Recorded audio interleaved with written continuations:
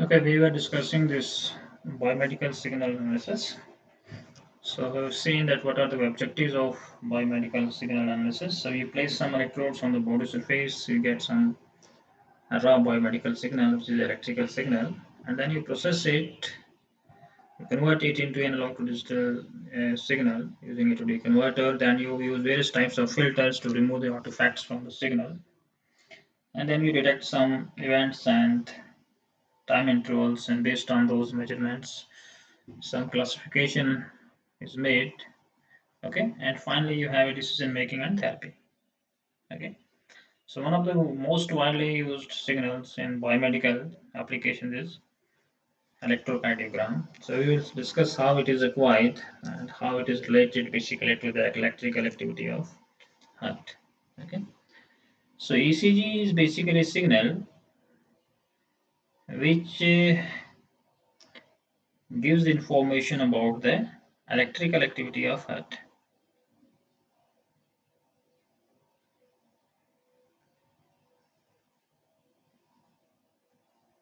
Or you can say the control activity of heart. Okay, so how ECG is related to this electrical activity of heart, that I will explain in a short. See, if you see heart, your heart is basically a four-chambered pump, mechanical pump. Okay, you have two arteries. You have left atria and right atria. Then we have left ventricle and right ventricle. Okay, so the blood from the body, the impure blood from the body is basically collected into your right atrium. Okay, through upper and the lower portions of the body. We call them as inferior and superior vena cave. From the right atrium, it goes to the right ventricle through a wall. Okay, and from the right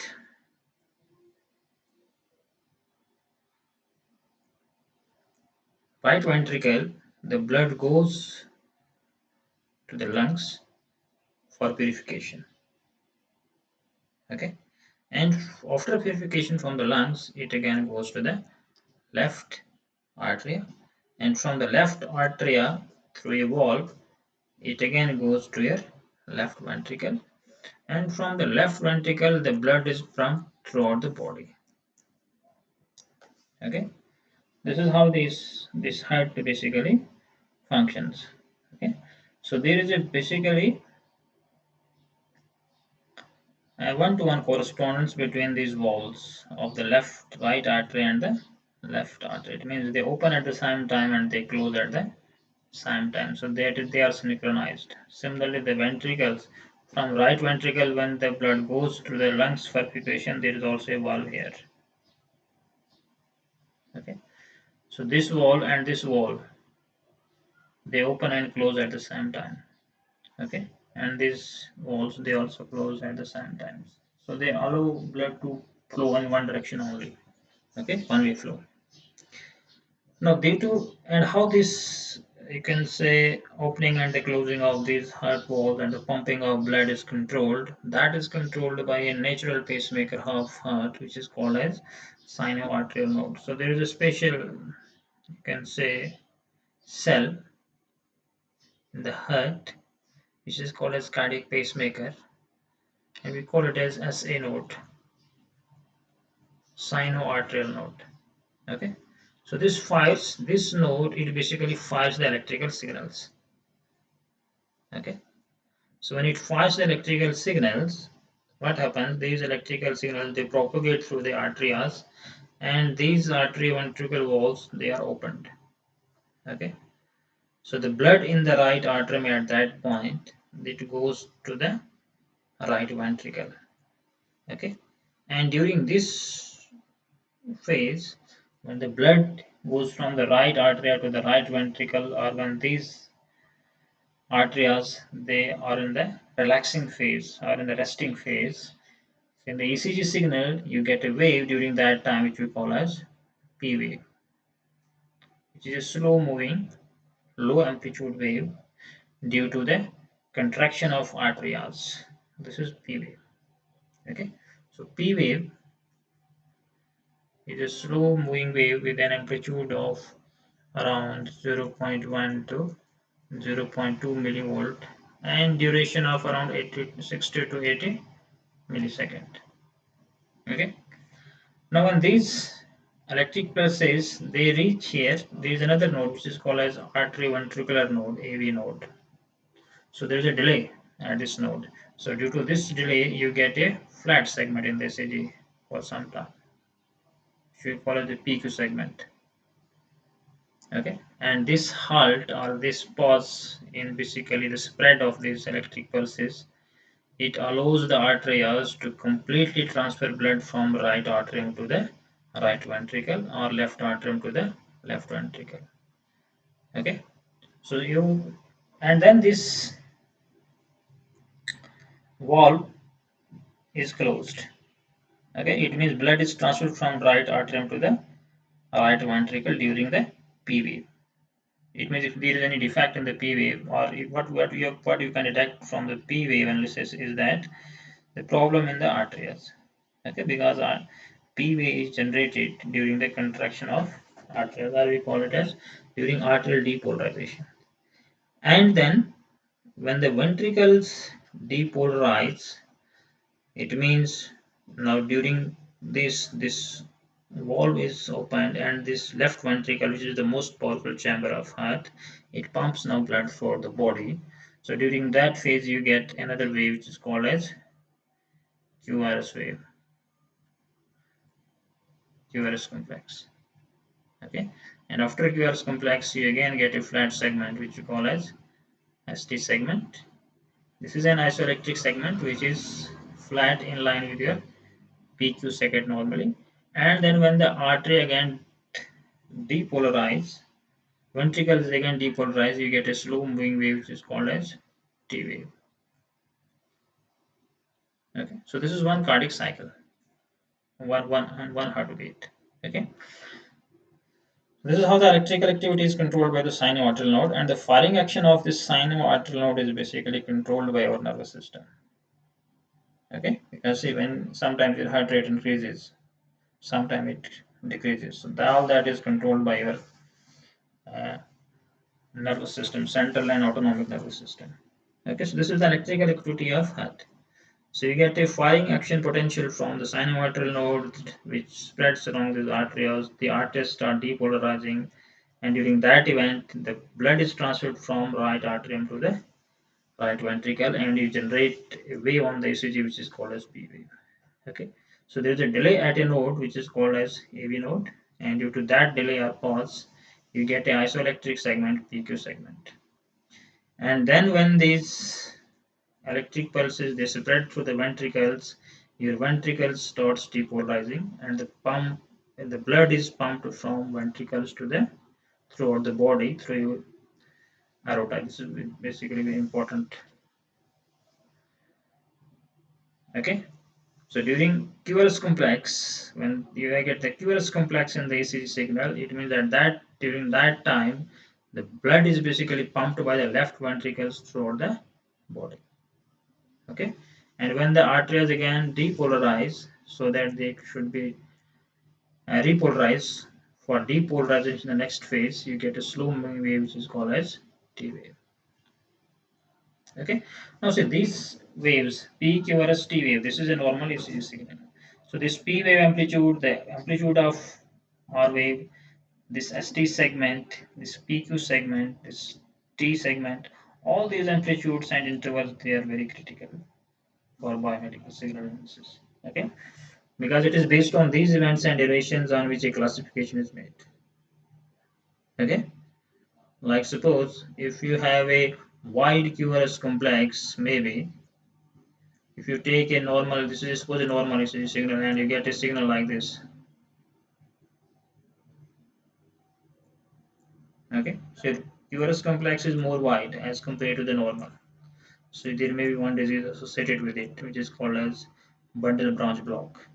Okay, when the ST segment is not in line with the PQ segment. If it is elevated or if it is depressed, means it is above or below this PQ line, so you may have myocardial ischemia, okay, or you may have even myocardial infarction. Myocardial ischemia means that the blood supply to the heart cells. See, heart has two functions. One is that it supplies blood to each and every part of the body, and it also supplies blood to its own cells, own muscles. Okay, so due to some block in the arteries, some of the muscles they may die. Okay, so they may not be able to contract during the systole and diastole. So as a result, the blood supply to the oxygen or to these heart muscles that is reduced. That is called as myocardial ischemia. Okay, and if some of the muscles they totally die out, so in that case you can have a chance of heart attack or what we call as myocardial infarction. That is, there is no supply of blood to this heart muscles. Okay, so your heart will not function. It will not contract and it will not relax. So the pumping action is in that case is stopped. Okay. So there are many cases where you will see that okay in the heart SA node, which is the natural cardiac pacemaker. So when the SA node dies out, we have to insert the artificial cardiac pacemaker. Okay, so that is basically a replacement of this SA node. Although there are many other nodes like AV node, there are Purkinje fibers, developmental branches, and so many other things are there. They can take the role of sinoarterial node. It means if the sinoarterial node is not working, the firing action can be started by AV node. It can be started by some other parts of the heart muscles. Okay, so due to which we sometimes call beats, which we call as ectopic beats. So ectopic beats, they are not basically the normal beats. Okay, they are due to the irregular firing of the action potential by some other cells apart from the SA node. And if you have more ectopic beats, or there will be what will be there will be not this the flow of blood, or you can say the closure and opening of these walls that will be desynchronized.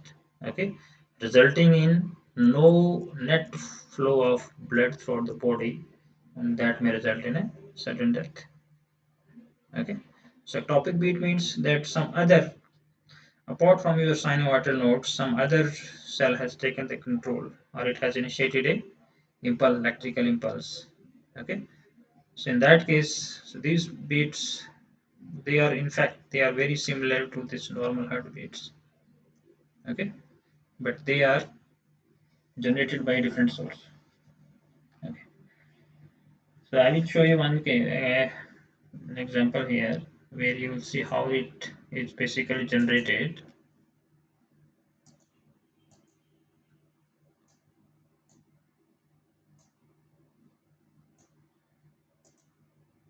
This is how the ECG and this contrail activity of heart is related. You can see from this animation.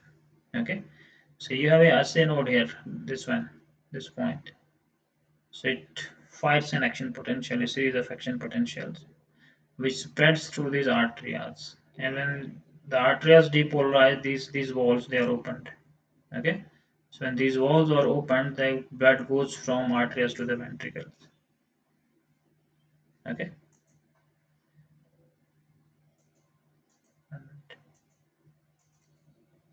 So blood goes from artery to ventricles, and during that you will get P wave here. Okay, and when the ventricles depolarize, the blood is pumped throughout the body using this aorta. You get the QRS complex wave, and during the ventricle repolarization, you get a last segment that is the T wave. So there is a delay at this point, which is AV node. Due to that, you get PQ segment here.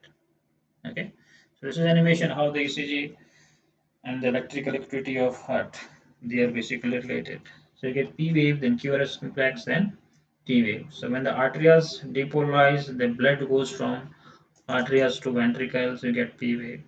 When the ventricles depolarize, the blood is pumped throughout the body, and during that phase, you get QRS complex wave. and then during ventricle repolarization, when this valve is closed, you get a T wave. Okay, so these waves and these segments, they are very important in the analysis of ECG and you can say diagnosis or classification of cardiac abnormalities. Okay, so next we will see that how you basically measure this ECG using a standard 12-lead ECG system, which we call as clinical 12-lead electrocardiography.